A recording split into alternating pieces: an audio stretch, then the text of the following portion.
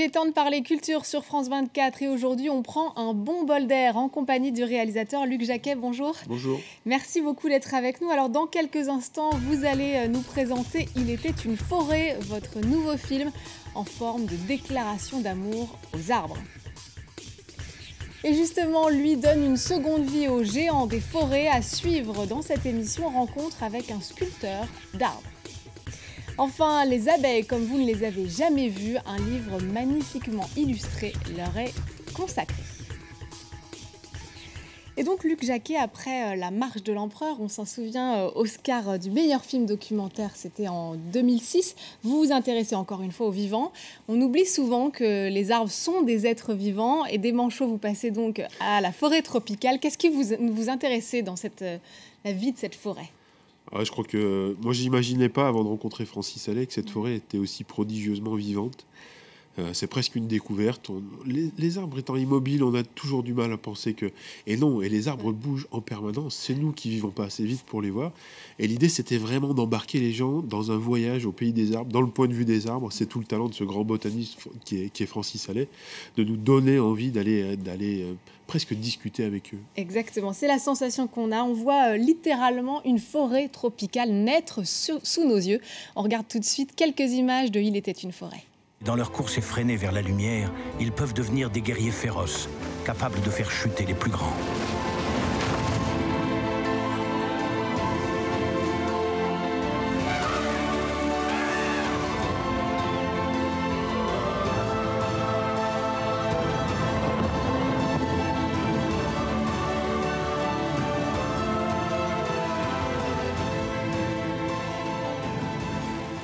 Et voilà l'incroyable vie de cette forêt tropicale tournée, je crois, au Gabon et au Pérou. Oui, c'est ça.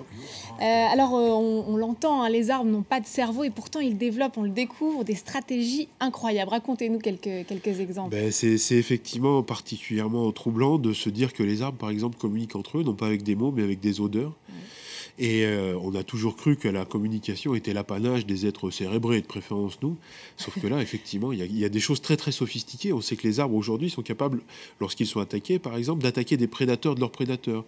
Ou ils sont capables de se faire passer des messages. Ils sont aussi capables d'attirer la pluie tout simplement en relâchant dans l'atmosphère des molécules qui vont cristalliser la vapeur d'eau. On s'aperçoit, je crois, chaque jour, plus on apprend à connaître cette forêt, plus il y a des choses absolument prodigieuses qu'on peut trouver là-dedans et qui vont aussi loin que se poser la question, mais y aurait-il un génie végétal, une intelligence végétale ? C'est aussi simple que ça, si j'ose dire. Assez impressionnant, on a beaucoup de choses à apprendre d'eux. À la base de ce film, il y a donc la rencontre avec Francis Allais, vous nous en avez parlé. C'est un grand botaniste, racontez-nous un peu qui est-il ? C'est une rencontre qui s'est faite à un moment un peu singulier où moi j'avais envie de faire des films plus engagés sur les questions de la conservation de la nature. Je venais de monter une association qui s'appelle Wild Touch pour soutenir ce genre de film risqué, mais nécessaire à mon avis pour comprendre le monde dans lequel on vit. Et Francis Allais est venu me voir dans ce contexte en disant « Mais j'ai passé 50 ans de ma vie à étudier les forêts, je les vois disparaître, est-ce qu'on peut pas faire un film patrimonial ?» Il m'a dit « Je me souviens que Louis Malle avait fait ça avec Cousteau, il avait amené les gens à découvrir le monde sous-marin, est-ce qu'on pourrait pas faire ça avec les arbres ?» J'étais un peu circonspect au début, je dis faire un film sur les arbres, c'est quand même super compliqué.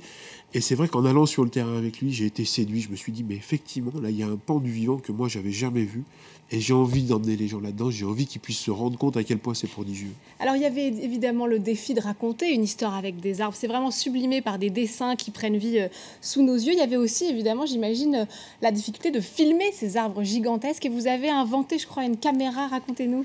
Oui, effectivement, il a fallu... Moi, j'avais envie de montrer la forêt comme jamais personne l'a vu. Si c'était pour refaire un énième documentaire, ça n'avait pas beaucoup d'intérêt. Donc, on a inventé effectivement ce qu'on a appelé l'arbre à cam, un système de caméra sur câble, qui nous a permis effectivement de voir les arbres à hauteur d'arbre, c'est-à-dire se hausser et donner surtout l'impression, quand vous êtes en forêt, c'est évident, vous êtes au pied de ces arbres, c'est extrêmement impressionnant. L'idée, c'était de passer l'émotion au spectateur qui, lui, n'a pas la chance d'y aller.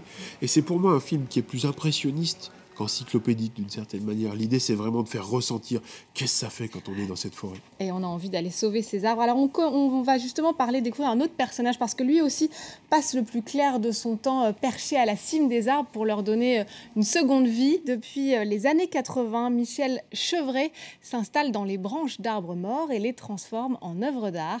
Dernier exemple en date, un cèdre du Liban vieux de 2 siècles. On le surnomme Pivert. À petits coups secs et réguliers, Michel Chevret sculpte le vieux cèdre.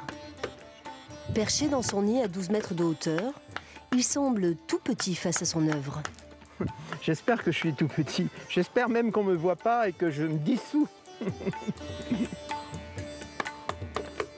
Tué par la foudre à l'âge de 2 siècles, le cèdre du Liban a échappé à l'abattage. La commune ne voulait pas voir disparaître l'ancêtre. Alors elle demande aux sculpteurs d'arbres de s'attaquer à ce projet hors norme. Son œuvre est réalisée à l'intuition, sans dessin préalable. Il peuple le tronc de petits animaux et végétaux. Au début, je suis parti effectivement sur une abstraction végétale, mais vu comme une espèce de bourgeon en fait, qui est parti. Et puis, au fur et à mesure, il y a des insectes qui se sont installés. Et là, donc, il y a toute une petite partie encore, une autre petite histoire ici, qui est en fait des feuilles. Voilà. Et après, je ne sais pas trop encore. J'ai plusieurs histoires, mais je ne sais pas du tout laquelle qui va s'installer. Vous en pensez quoi? J'aime beaucoup. Puis je trouve que c'est bien dans un village comme ça d'intégrer l'art contemporain. Voilà. C'est sympa de pouvoir redonner vie à quelque chose qui a été mort en fait, hein. Donc un arbre. Pour réaliser sa création, il va consacrer des centaines d'heures de travail à cet arbre. L'homme qui sculpte des arbres morts ne redonne pas vie à l'ouvrage, il préfère dire qu'il lui fait un beau cercueil. Il est aussi l'auteur de ces impressionnantes sculptures au Kellar et à Saint-Clément-de-Rivière. Des œuvres qui, toutes, grouillent de vie. Voilà, quand l'art et la nature se mettent au diapason, c'est une belle initiative, non, Luc Jacquet? Ouais, c'est très beau, mais vous savez qu'on a fait venir des artistes en résidence, nous, sur Bien le tournage, sûr, ouais. justement pour partager l'émotion que vous procurent ces arbres. Je suis très intéressé par ce que fait ce personnage. Peut-être une prochaine rencontre. Il était une forêt est une belle histoire, évidemment des belles images, mais le film s'inscrit surtout dans une démarche globale de sensibilisation à la protection de l'environnement. Je voudrais justement qu'on écoute le botaniste Francis Allais à ce propos. C'est pas l'enfer vert, c'est pas dangereux. On a besoin de ces forêts parce que c'est l'antidote qu'il nous faut à la vie contemporaine dans les villes.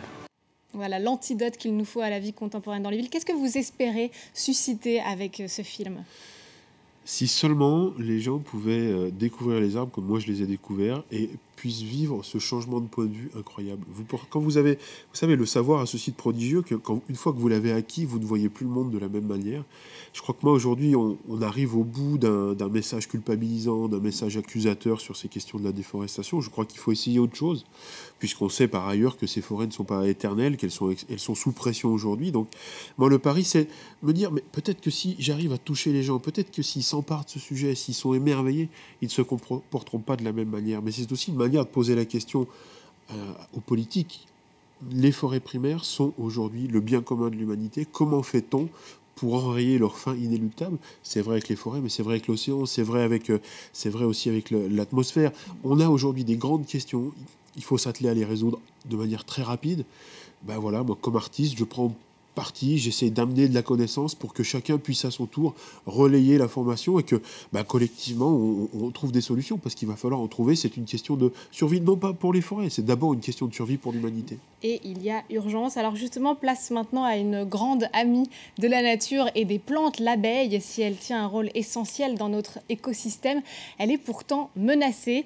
Le livre « Les abeilles et la vie » tire la sonnette d'alarme, signé de l'auteur Didier Van Covelart. Il est magnifiquement illustré par le photographe Jean-Claude Tessier. Regardez. Oula, oula, oula, oula. C'est un jour un peu particulier pour les abeilles de Joseph Borgnis. Elles vont prendre la pause à la demande d'un photographe. Pour les attirer, on remet un peu de miel, elles viennent le chercher et ça donne une impression de vraie colonie. Tu regardes l'intérieur de la ruche. Jean-Claude Tessier, spécialiste des insectes, veut avoir le point de vue de la butineuse. Être dans la ruche, ce n'est pas si simple. Le résultat est inédit. On a travaillé avec Joseph pendant à peu près 5 mois et demi. Du printemps jusqu'à la semaine dernière. Pour faire la quasi-totalité des photos du livre. 7000 photos prises au cours de ces mois passés au plus près des abeilles, des ruches et du travail de Joseph pour écrire un livre sur les abeilles. L'apiculteur, le photographe et l'écrivain ne se connaissaient pas, mais ils entretiennent une passion commune pour un insecte hors du commun. C'est un cerveau surpuissant, une ruche. D'abord, c'est une intelligence en activité constante. C'est une très longue histoire avec l'homme. Elles étaient sur Terre bien avant l'homme. Hein. Elles sont arrivées en même temps que les fleurs, 140 millions d'années. Et puis, je pense qu'elles ont beaucoup appris à l'homme. Depuis une dizaine d'années, Joseph assiste impuissant à la disparition régulière de son cheptel, 40% de pertes tous les ans. Les abeilles souffrent et les activités humaines en sont la cause. Pour l'auteur, il est temps de les comprendre pour les protéger. Le message, c'est d'abord une émotion. Je ne crois pas qu'il y a de vrais messages qui portent et qui tiennent s'il n'y a pas l'émotion. Et là, l'émotion, on l'a immédiatement sur les photos. On l'a, j'espère, à travers tout ce que je raconte de l'histoire des abeilles, du fonctionnement des ruches, de tous les secrets de leur intelligence, de leur mémoire, de leur imagination aussi. Les abeilles et la vie est avant tout un témoignage amoureux et sensible sur les liens qui unissent l'homme, la nature et ses insectes depuis des millénaires et qui sont aujourd'hui menacés. Voilà, on ne le dira jamais assez, la nature à protéger. Qu'est-ce qu'on peut faire à notre petit niveau ? Quand on sort de votre film, on a envie justement d'aller protéger ces arbres, mais c'est difficile de savoir comment on peut agir vraiment. Je crois qu'aujourd'hui, il faut reconsidérer complètement notre rapport à la nature. On n'est pas des consommateurs, on est des habitants. On habite cette terre, on va y passer. Si on veut que nos enfants puissent en profiter, il va falloir qu'on change de comportement. Ce n'est pas un retour vers l'âge de la pierre. C'est juste, il faut trouver une autre proposition pour une humanité plus créative et plus heureuse. Et votre message, on l'a entendu et il est bien passé. Il est à retrouver dans Il était une forêt. Le film est sorti en salle dès cette semaine ici en France. Merci beaucoup Luc Jacquet d'être venu nous en parler. Et merci à vous de nous avoir suivis. N'oubliez pas de nous retrouver sur france24.com ainsi que sur tous nos réseaux sociaux. Luc Jacquet, je sais que vous connaissez bien la banquise pour y avoir tourné en Antarctique la marche de l'empereur. On va se quitter avec de magnifiques images de l'Arctique cette fois et des loups blancs du Canada, espèce rarissime et immortalisée par le photographe français Vincent Munier. À très vite.